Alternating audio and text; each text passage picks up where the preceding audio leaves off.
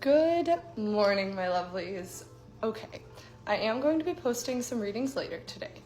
But before I get into that, I am being told by and being very heavily guided by my spirit team to share and touch on the differences between a soulmate, a twin flame, and a karmic connection. Because it has come to my attention, especially through a lot of my love readings, that there may be some confusion. I have been reading for about 6 years now, and in this, I feel I've come to learn quite a bit about the different dynamics, the different relationships, as well as through my own relationships. I will tag as well some of my other favorite readers down in the comments on this reading or this video below, just to help give you guys some other perspectives and understandings of these dynamics as well. With that, I say this, this is again my own personal interpretation. This is not for everyone. Use your discernment. You truthfully do know what is best for you. I believe that 111 on the timer as I say it. So with that, soulmates. Soulmates are a beautiful thing. They are someone who comes into your life and is basically here. In essence, I like to say they complement our human. They can be friends, they can be lovers, they can be romantic partners, they can, it's just like a true, encouraging, protective, supportive soul bond, okay? Now with this, you are two separate souls. So with that, there's not going to be, if you're coming in, and usually I find that these come in often either right around or before a twin flame comes in or just after a karmic. This is essentially like your reward, as this person will come into your life and be a true confidant. Like they are truly there for you in all ways and supporting you. Now with that, they may be able to love you more than you are able to love yourself at the time, which can encourage you to get to that place where you're able to then love yourself. But it can also sometimes create this stagnancy where then anything that you haven't healed through is still remaining the same because you're being loved through it, which you deserve unconditionally, but it may also end up like hurting that person or you in the long run if you're not healing through these things. 2, 3, 4 on the timer. Now, I do say that soulmates are usually, again, very encouraging, and they're usually very gentle and loving, and there's a lot of growth in them. So, and they usually do last quite a long time. So with them coming in like after a karmic, like you may go through like your last like really long-term ugly karmic relationship and then end up meeting a soulmate. I have, I believe I've had 3 myself. The one that I currently still have in my life, I have had in my life since I was 4 years old. With that, you may also find that you have like similar birthdays or like compatible birth charts, okay? My best friend is, I say, the masculine version of me, but again, we are all made of both feminine and masculine, yin and yang energy. Our birthdays are 2 days apart, so astrologically speaking, we, have a lot in common. We are very compatible. We get things. We think the same way.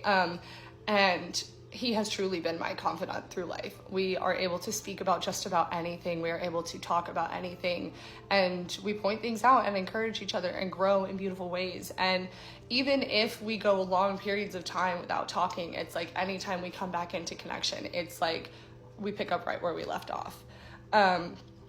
With that, I want to talk about karmics, and then we'll get to the twin flames, okay? I promise, and that is the most important one, so please stick around because you got to use your discernment with that one. Karmics.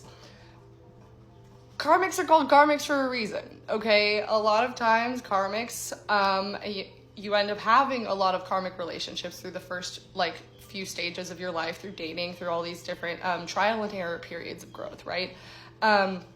They are often very intense, very quick, 0 to 100. I see a lot of lust-based, codependent, anxious attachment, even avoidant attachment, which is interesting because it's like you don't want to feel your feelings, so you go for this relationship where you know your feelings aren't safe, so you don't have to feel them. It's super toxic, not good.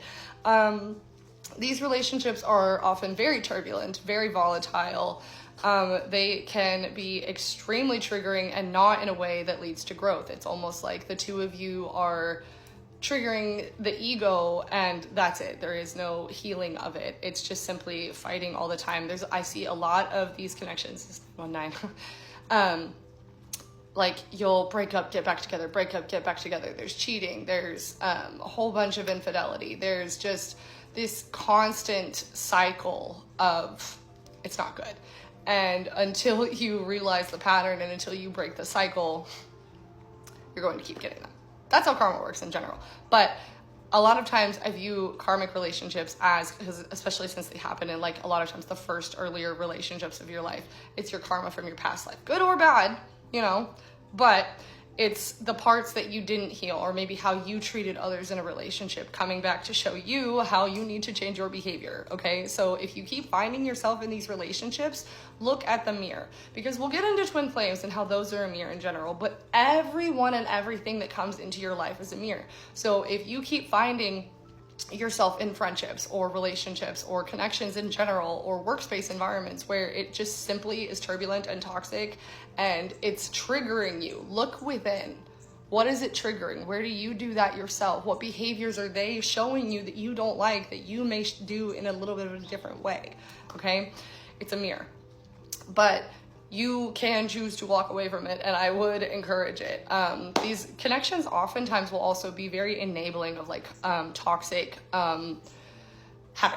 So I'm getting like, it's very addictive is the energy. It's like no matter how hard you try to like make this work or make it healthy or make it good for you, it's not, and you need to let go of it. So with that, we're gonna get into twin flames. Okay. Now, I need y'all to take this one very seriously, okay? Because twin flame connections are, and it's 654 on the timer, it's a very powerful connection, and it has a very powerful purpose. Twin flame connections are here to teach the world unconditional love. Because in essence, theoretically, you are two flames from the same fire, the same soul split into two bodies, here to learn the same woundings, the same karmas, the same lessons in two bodies, therefore doing it twice as hard. Like your soul chose this, right? And with that, this person is going to trigger and awaken you. They are going to be a mirror to you. Now remember, mirrors are often flipped. So where this person may be an avoidant and that triggers you, look in yourself, where are you an avoidant? And then why, and in the anxiety of it, where are you being like an anxious attachment kind of thing? I find a lot of times that twin flames have very similar upbringings. A lot of cultural or religious trauma, a lot of like very dark, shadowy childhoods, a lot of PTSD, a lot of abuse, a lot of neglect. There's just a very turbulent past, right? But with that, you then take on all of these like ego-based attachments and like codependent or like coping skills, right? That just don't serve you. And so when you meet your twin flame, a lot of times initially you will meet this person and it will just be like, oh my gosh, that's, whoa, how do I know you? This is very intense.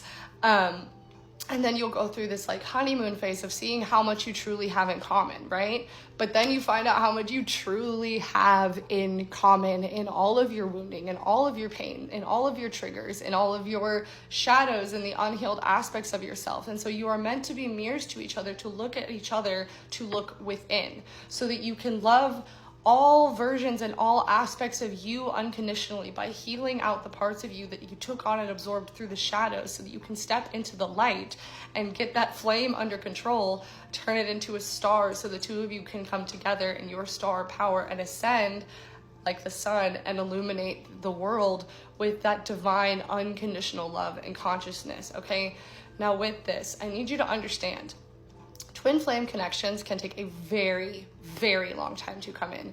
My aunt and uncle, for example, it took 10 years for that connection to come in. Now, a lot of times I find in twin flame connections, there are 4 typical stages. You come in for union, it's often very honeymoon phase, and then there's the big trigger that leads to separation. And then you go through the preparation, which is the true healing. And going through these, you'll have the veils of avoidance and the veils of attachment. You'll go through cycles. It'll flip. You'll have the runner chaser dynamic, dark nights of the soul. But it all comes back down to divine union in divine timing.